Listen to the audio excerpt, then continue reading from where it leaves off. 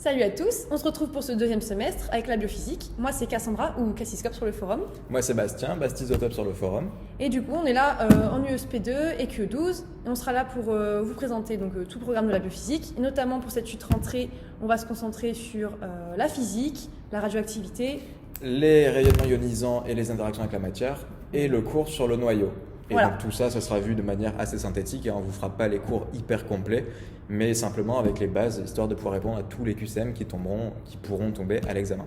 Et en ce qui concerne le programme pour le semestre en entier, on a déjà vu les profs rapidement et normalement il n'y aura pas trop de changements. On vous redira ça en temps et en heure. Et du coup on peut commencer tout de suite là avec la physique. C'est parti. Du coup, on est parti pour la physique. Vous allez voir que l'année dernière, ils avaient coupé le cours en 4 ronéos. Donc là, je les ai condensés en une seule parce que c'est vraiment 4 petites ronéos, vous verrez. Donc le plan, on a la première partie, les états de la matière. Vous verrez, c'est vraiment un rappel du S1. Donc je vais essayer de passer quand même assez rapidement dessus. Notion de masse et d'énergie, ça sera vraiment tout nouveau.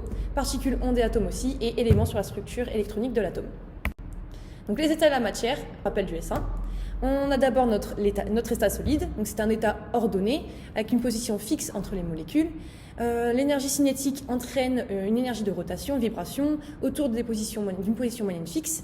Et c'est pour ça que du coup on a notre énergie de liaison qui est bien plus forte que l'énergie cinétique, ce qui fait qu'on a un état condensé qui ne prend pas de place et qui garde sa forme. Pour l'état liquide, c'est un état dispersé et fluide, cohérent, donc pas de forme propre, il prend la forme dans laquelle il est, par exemple un verre, donc ça prend la forme du verre. Les molécules sont liées entre elles, mais parfois elles se dissocient, réassocient, donc c'est ça qui fait l'état liquide. C'est pour ça qu'on a donc une énergie de liaison qui est équivalente plus ou moins à l'énergie cinétique. Et enfin l'état gazeux, qui est un état dispersé et fluide, il prend le plus de place possible dans l'espace. L'agitation thermique qui est très importante, c'est pour ça que du coup là, cette fois-ci, l'énergie cinétique est bien plus importante que l'énergie de liaison. Là, pareil, le passage d'un état de matière à l'autre, vous l'avez déjà vu aussi. Donc rapidement, gaz vers liquide, ça fait liquéfaction. Liquide à solide, solidification. Solide à gaz, sublimation. Dans l'autre sens, gaz à solide, condensation. Solide à liquide, fusion. Et liquide à gaz, vaporisation. Donc pareil, c'est du rappel, je vais vite dessus. Cette fois-ci, ça aussi vous l'avez vu, la chaleur sensible et la chaleur latente. Un petit rappel, la chaleur latente, c'est du coup le moment où on passe d'un état à l'autre sans augmentation de température. Donc on le voit là en jaune. Et pour la chaleur sensible, là c'est l'augmentation de température sans changement de matière, sans changement d'état, pardon. Ça vous l'avez déjà vu. Si vous avez des questions, n'hésitez pas, mais j'essaie de passer rapidement dessus aussi. Pour l'état gazeux, on va l'appliquer à la respiration. Donc là apparaît une formule que vous avez vue aussi, c'est donc un mélange gazeux, c'est composé de différents gaz. Chaque gaz est présent avec une certaine proportion qui est donnée par la fraction molaire notée Fi. Donc là la fraction molaire, c'est égal à notre nombre de moles de gaz sur le nombre de moles total du mélange, assez classique. Donc on continue avec notre pression partielle qui est égale à la fraction molaire fois la pression totale. C'est la pression qu'exerceraient les molécules du composant s'ils occupaient tout l'espace du mélange. Donc là, on avait vu par exemple un exemple, en altitude, où vous savez qu'il y a moins d'oxygène, parce qu'on a plus de difficultés à respirer. Du coup, ça diminuerait cette pression partielle d'oxygène. Et c'est pour ça qu'on a plus de mal du coup à respirer. Voilà. Pareil, je passe rapidement dessus. Il y a un petit détail expliqué dans ma fiche. Si jamais vous avez des questions, n'hésitez pas.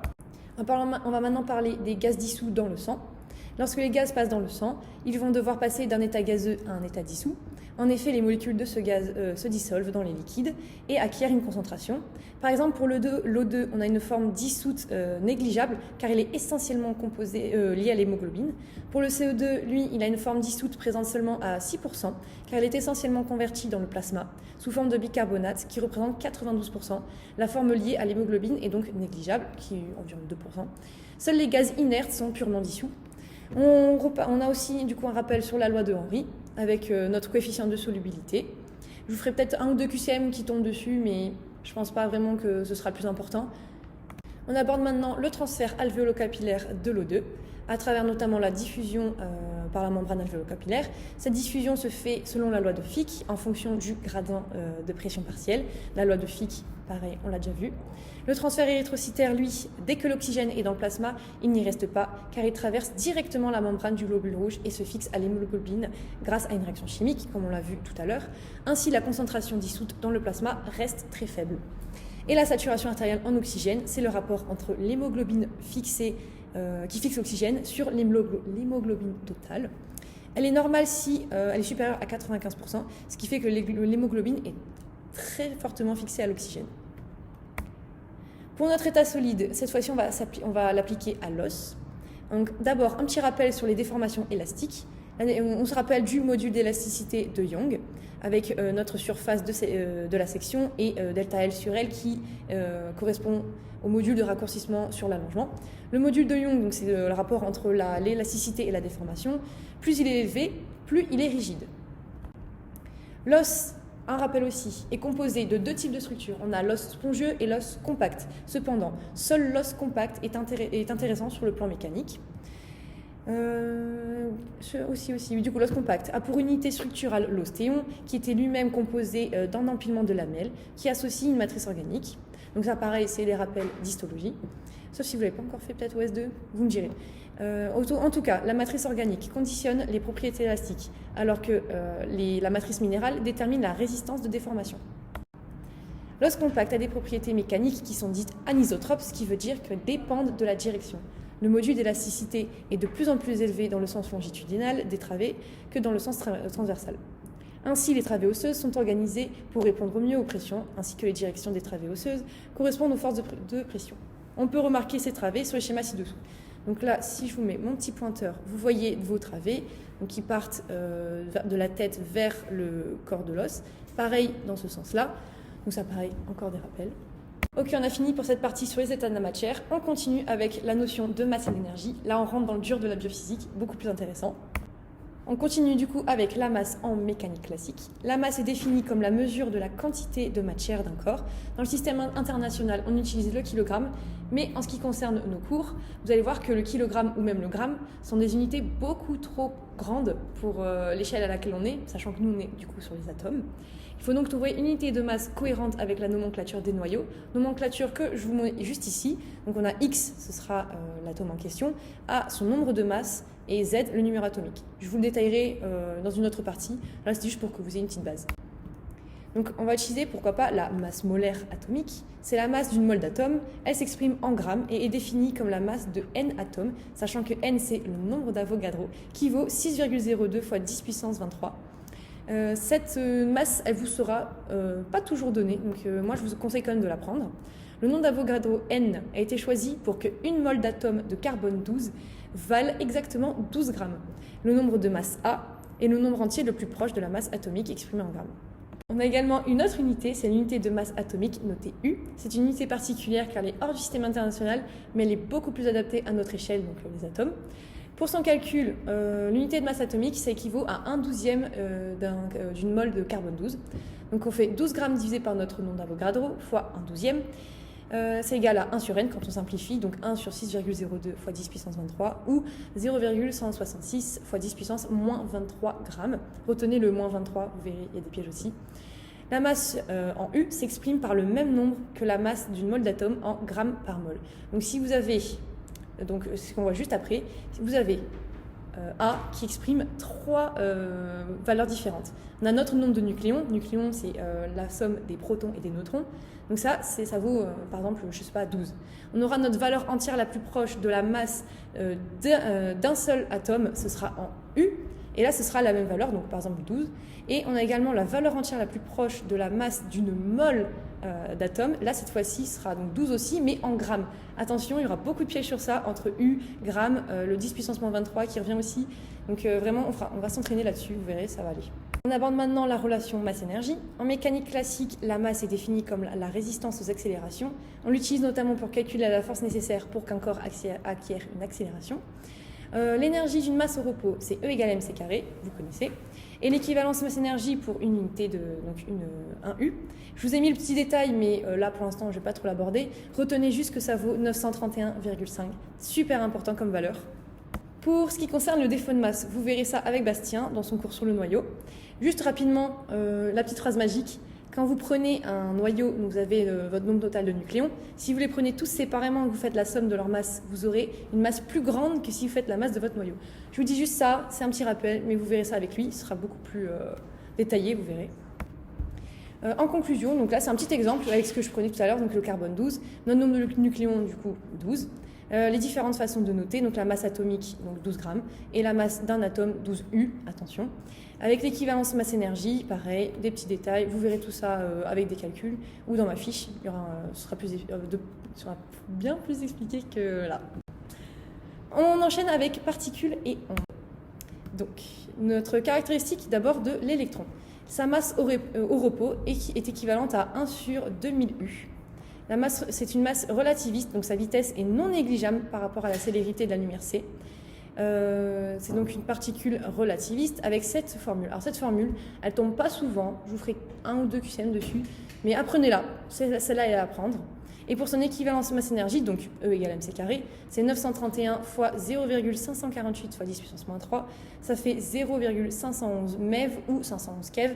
Pareil, ça c'est une valeur, je vous conseille de la retenir, vous verrez pourquoi, avec la radioactivité bêta.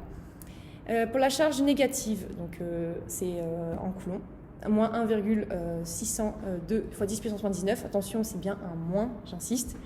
Et pour l'unité d'énergie, on utilisera principalement l'électrovolt. En ce qui concerne le proton et le neutron, leur masse donc quasiment équivalente, leur vitesse non relativiste. La charge pour notre proton, donc c'est 1,602 fois 10 puissance moins 19, attention cette fois-ci c'est positif. Et le neutron, comme son nom l'indique, elle est nulle, il n'y a pas de charge. Pour la stabilité, en ce qui concerne le proton, quand il est en dehors du noyau, il est stable, alors qu'un neutron, lui, va directement se décomposer. Pareil, c'est sur la radioactivité, on verra ça dans l'autre cours. En ce qui concerne l'atome d'hydrogène, cette fois-ci, il est composé d'un proton et d'un neutron. Quand on fait la masse totale, donc on additionne un proton et un neutron, on aurait 1,0075 U, mais on peut parfois l'arrondir, vous verrez, ça dépend. On vous donnera en général sa valeur, mais du coup, si vous voulez la retenir, c'est quand même un avantage pour les calculs, comme ça vous ne perdez pas de temps. Pour les particules matérielles, le positon. Donc ça, le positon, c'est ce qui va entrer en jeu dans la radioactivité bêta+. C'est une antiparticule de l'électron, donc son inverse. Sa masse, pareil, 0,5 10 puissance moins 3 U. Et sa charge, cette fois-ci, c'est un plus 1,602 fois 10 puissance moins 19. Pour le neutrino et l'antineutrino, ça rentre aussi en jeu dans la radioactivité. Ça explique donc la bêta et bêta plus et bêta moins. Leur masse chacun, elle est quasi nulle et la charge aussi est nulle. Et en ce qui concerne la particule alpha, elle est composée de 4 nucléons, donc 2 protons et 2 neutrons. C'est la pure notation. C'est notamment le noyau de l'hélium, noté du coup 4,2 HE. On peut le noter alpha, alpha++, HE4,2, HE++. On met plus parce que fait, du coup, comme il y a 2 protons, il y a 2 fois la charge positive. Sa masse, comme j'ai expliqué tout à l'heure rapidement, elle est inférieure à la somme de 2 protons plus 2 neutrons, donc c'est 4,0015 U. Et pour sa charge, donc c'est 2 fois la charge positive, donc ça fait 3,204 fois 10 puissance moins 19. Pour les ondes électromagnétiques, donc ça, c'est un petit peu plus de la physique. C'est une perturbation du champ électromagnétique qui se propage dans le vide à la vitesse de la lumière. Donc c'est uniquement dans le vide. Attention, petit piège aussi. Donc 3 fois 10 puissance 8. C'est la propagation simultanée d'un champ électrique et d'un champ magnétique qui vivent en phase. Donc il y en a un qui va vibrer plutôt comme ceci, l'autre dans ce sens-là. Et quand on additionne les deux, on a notre champ électromagnétique. On caractérise les ondes électromagnétiques par leur longueur d'onde, notée lambda. C'est la plus petite distance qui sépare 2 points dans un même état d'excitation. Donc si on regarde ici une onde, les points qui seront dans la même configuration, c'est par exemple celui-ci et celui-là, ce qui équivaut à lambda. Là, on le voit également ici. Voilà, ça c'est lambda. Donc c'est bien ici, on fait un tour complet et hop, ça revient à lambda. On a également leur fréquence, notée mu. Le spectre des ondes électromagnétiques, donc ça, on est, par exemple pour nous, le visible c'est entre 400 et 700 ou 800 nanomètres. La longueur d'onde, pareil, donc là le petit schéma, je vous le laisse. Là, on a de ce côté-là les rayons gamma et les rayons X avec les UV, qui sont eux des rayonnements ionisants. Et de l'autre côté, on a l'infrarouge et les ondes radio. Pour la représentation quantique, donc une onde électromagnétique ne peut céder ou acquérir de l'énergie qu'elle transporte que par des quantités continues, donc des multiples. Donc son énergie équivaut à h nu, ou alors h sur lambda. Donc c'est pour ça qu'on a vu que nu c'était la célérité sur lambda. On a également cette formule. Cette formule-là, moi je la trouve super pratique pour certains des QCM. Ça vous permet du coup d'aller un peu plus vite parce que là l'énergie elle est en électrovolts et lambda il est directement en nanomètres, donc ça peut être vraiment un gain de temps. Donc celle-là moi je m'en servais pas mal, donc retenez-la. Pour la dualité onde-particule, on a deux visions selon Einstein et selon Broglie. Pour les ondes électromagnétiques, elles peuvent être considérées comme de nature corpusculaire, donc les photons.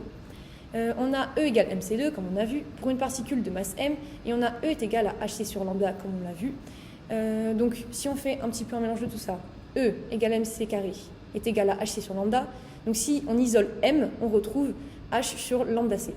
H sachant que c'est la constante de Planck, je n'avais pas précisé. On peut donc considérer les ondes comme des corpuscules, appelés les photons. Ils ont une masse théorique qui est dynamique. Selon Broglie maintenant, on peut associer à chaque particule une représentation ondulatoire. Donc là c'est l'inverse.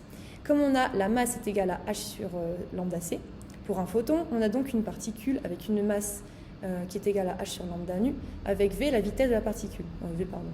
La relation d'Einstein vaut pour toutes les particules dont l'électron. Ainsi, avec toutes les particules de masse m et de vitesse v, on peut associer une onde avec lambda est égal à h sur mv. Donc on a l'inverse, donc il y en a un qui va se concentrer sur les particules, il y en a un qui se concentre sur les ondes, et on fait un lien entre les deux. Cette théorie, par contre, a des limites parce qu'elle dépend des échelles. Si on a un électron qui a une différence de potentiel de 100 volts, aux longueurs d'onde, sa longueur d'onde sera donc de lambda est égal à 1,2 fois 10 puissance moins 10 mètres. Et c'est donc une onde c'est de l'ordre de grandeur des noyaux. Si on a une balle de tennis à 100 km/h, ici la longueur d'onde serait de l'ordre de lambda est égal à 4,2 fois 10 puissance moins 34 mètres. Et du coup, il n'y aurait pas de manifestation ondulatoire. Vous ne voyez pas les balles de tennis qui ondulent. Donc c'est vraiment, il faut vraiment que ce soit des très petites échelles pour qu'on puisse observer ce phénomène. On aborde maintenant notre dernière partie sur les éléments, sur la structure électronique d'un atome. On a d'abord, ça c'est un petit peu d'histoire. Il y a déjà eu des QCM sur les cours d'histoire, notamment Humbert, qui aime bien faire des petits QCM de ce genre. Donc apprenez-le, c'est pas compliqué, c'est une petite expérience. Donc on avait l'atome, en début on pensait que l'atome c'était une sphère pleine, qui était positive, sur laquelle étaient accrochées des charges négatives. Rutherford, lui, a proposé une expérience qui consistait à émettre des particules alpha, donc on se rappelle, qui bombardent une cible, et ainsi détecter les variations de ces particules. On aurait donc une diffusion des particules à travers la feuille métallique qui serait incompatible avec le modèle sphérique parce qu'on a une majorité des particules alpha qui ne sont pas déviées. Donc si on avait eu ce qu'ils pensaient donc, avec une sphère pleine, tous les rayonnements auraient été déviés dans tous les sens. Alors là, pas du tout. La majorité sont allés tout droit et il y en a très très peu qui sont repartis même en arrière, ce qui du coup nous laisse penser que la matière est pleine de vide. Il décrit donc ainsi le modèle planétaire. Dans ce modèle, la masse serait concentrée au niveau du noyau, donc qui vaudrait 10 puissance moins 15, qui serait chargé positivement, donc ça c'est les protons, et les électrons qui graviteraient autour, chargés eux négativement, et qui équivaudraient au final à 10 puissance moins 10 mètres de diamètre. En ce qui concerne le modèle de Bohr, c'est une conséquence directe de la dualité onde-particule qu'on a vue. Si on considère un atome d'hydrogène composé d'un proton et d'un électron qui gravitent autour de lui, pour que cet électron puisse tourner autour du noyau, il faudrait que le périmètre de cette orbite soit compatible avec la nature ondulatoire de l'électron. Donc on se rappelle, on devait faire des ondes avec une distance particulière, on n'a pas le droit de prendre n'importe quel rayon, n'importe quelle distance, c'est notamment conditionné par lambda. Donc on aurait donc cette petite formule. Le rayon R de l'orbite possible est donc quantifié, ce que je viens d'expliquer, et l'intensité de la liaison des électrons dépendrait de sa position. Donc ça, on va le voir juste après. On va maintenant appliquer notre modèle de Bohr, notamment pour l'atome d'hydrogène. Donc on note ici Wn, ça va être la notation pour l'énergie de l'électron. Et attention, elle est négative. La formule, moins 13,6 fois 1 sur n au carré, l'unité en électrovolts. Parce qu'on considère qu'il y a dans un puits d'énergie. Alors ça, vraiment, vous ne concentrez pas là-dessus, c'était de la physique, on oublie. L'énergie de liaison EL, quant à elle, Attention, elle est positive et c'est même du coup la valeur absolue de l'énergie de l'électron. Donc là, vraiment j'insiste, l'énergie de l'électron elle est négative et l'énergie de liaison elle est positive. Dans le modèle de Bohr, on note les orbites KLM, ça vous l'avez normalement vu au lycée. À l'état fondamental, l'électron il va occuper la couche K qui est la plus proche du noyau et ça correspondra du coup à l'énergie minimale. Il peut passer sur une orbite supérieure par absorption de quantum d'énergie, donc ça va être par valeur seuil d'énergie. Donc ça, c'est juste pour notre atome d'hydrogène. Maintenant, on peut généraliser ce modèle à tous les autres atomes. Si on extrapole, donc on aura moins 13,6 Z au carré sur N au carré. Donc là, le Z sera celui de l'atome en question. Cependant, en réalité, ce serait vraiment trop simple de juste rajouter voilà, le petit Z. On a une constante d'écran, enfin du coup avec un effet écran. C'est parce que entre eux, les électrons, ils vont se gêner. Et du coup, on doit compenser ça avec notamment notre constante d'écran. Donc la nouvelle formule, ça donnera moins 13,6 avec Z moins la constante d'écran au carré sur N au carré, pareil noté en électrovolts. Donc là, vraiment, la constante d'écran, normalement, elle vous sera toujours donnée. Et pour le remplissage, donc ça, j'en ai pas parlé, on va en parler maintenant. Pour remplir un électron, normalement, pareil, vous le savez, il faut d'abord commencer par les couches les plus proches du noyau, donc là, notamment K, puis L, puis M. Ça sera pour un atome en état fondamental. Et si jamais, pareil, il absorbe de l'énergie ou quoi, on aura des modifications. Ça, c'est vu dans un autre cours qui n'est pas le mien. Pour le remplissage, on a d'abord la couche K qui, elle, peut remplir au max 2 électrons. Puis la couche L qui, elle, en aura 8. Et pour M, ce sera 18 et N, 32. Pour calculer tout ça, on fait 2n au carré. D'abord, on calcule le carré, pas d'abord le x2. Moi, parfois, je me trompais aussi. Donc voilà, c'est comme ça qu'on remplit nos atomes. Pour conclure, tous les atomes sont construits selon le même mode de remplissage, donc ce qu'on a vu avec le modèle de Bohr, donc avec KLM, donc 2n puissance au 2. Les énergies des électrons dépendent des couches sur lesquelles ils sont positionnés, ainsi que sur le Z de l'atome. Donc là, pour notre hydrogène, la première couche était moins 13,6, vu qu'il y avait le Z, il vaut 1. Ensuite, le calcium, lui, par exemple, le Z vaut 20. Donc là, pareil, on aurait une énergie totalement différente. Les électrons de la couche K sont ceux qui sont le plus fortement liés, vu qu'ils sont le plus proches du noyau. L'énergie WK varie beaucoup selon les atomes, donc ça, c'est en rapport avec le Z. Les électrons de la couche les plus externes seront les moins fortement liés, car il y a l'effet écran qui est plus important, et en plus, on s'éloigne du noyau, et donc de son intensité. Donc l'énergie externe varie peu selon les atomes, car elle dépendra peu du Z au final. Lorsque les couches électroniques sont les plus basses sont complètes, l'atome est dans l'état fondamental. Et si l'atome acquiert une certaine quantité d'énergie, il sera alors dans un état excité. Je viens pas trop là-dessus parce que c'est pas trop mon cours. Donc si jamais vous avez des questions, n'hésitez pas. Et voilà, on a fini pour notre cours sur la partie de la physique. C'est pas forcément autant détaillé qu'en PACES, c'est pour ça qu'il y a certaines notions qui sont assez compliquées à comprendre. Donc je vous invite à poser toutes vos questions sur le forum. Comme ça, j'aurai un peu plus le temps de me poser pour y répondre. Mais vraiment, essayez de ne pas trop vous casser la tête. Apprenez les formules, apprenez les applications et surtout, entraînez-vous, faites un max de QCM et tout se passera bien. Voilà!